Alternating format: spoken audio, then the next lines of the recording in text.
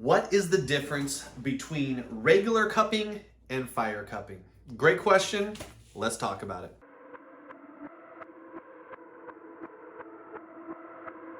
How can I help you today?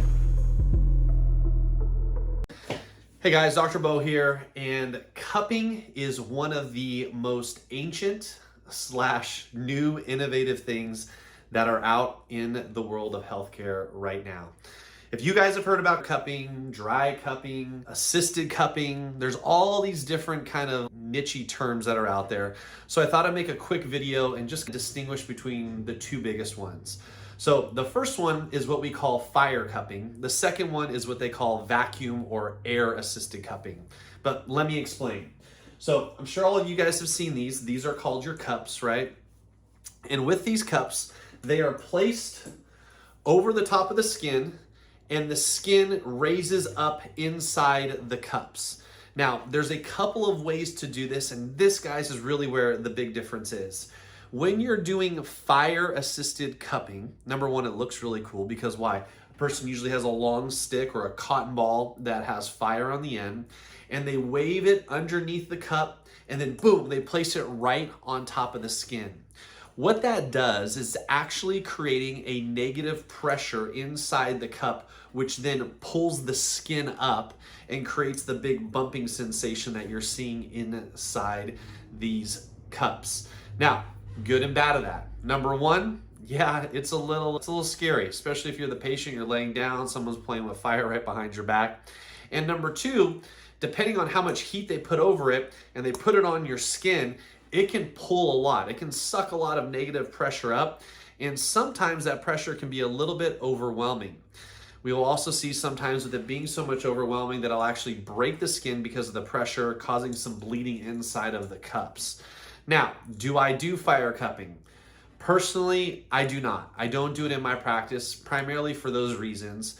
And also, I like to control the amount of suction that I'm putting in each of these cups. So that is where vacuum-assisted cupping comes into place. And really what that means is that the cups are placed over the skin, and then some sort of pump or automated pump or hand pump is used to pull this little lever, I'll pull it up here, and create the pressure inside to pull the air actually out, to vacuum out the air, thus creating the suction, thus creating the bump, so to speak, that we see inside of the cups when the skin is pulled up.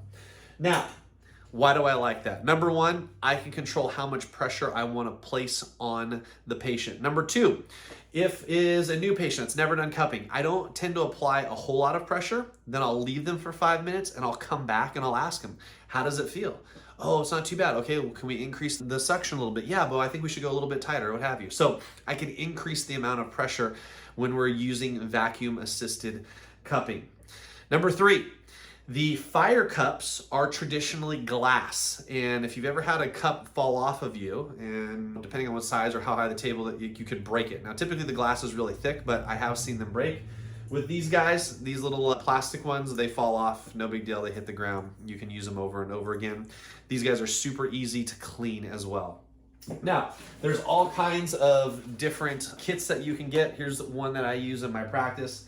I think it has 40 or so, I don't even know, 32 different types of cups that are in there. I'll put some links to the ones that I like below. Again, there's all kinds of different sizes. There's big ones, there's these little ones that you can use over different areas. Even some of them that have curves, like this is a cool one because you can use it up on the top of your trap here or around a surface that may not be as flat. Yeah, so that's the big difference, guys, between fire cupping and vacuum cupping. Which one looks cooler? Definitely the fire cupping. It looks amazing, especially on places like YouTube or online. Which one clinically works better? Personally, I like the vacuum assisted one because that's the one I use. I can control it, I can manipulate it. I don't have to worry about the cup getting really hot. But again, it's all personal preference based upon the practitioner and you as the patient. So have you ever had cupping? Let me know.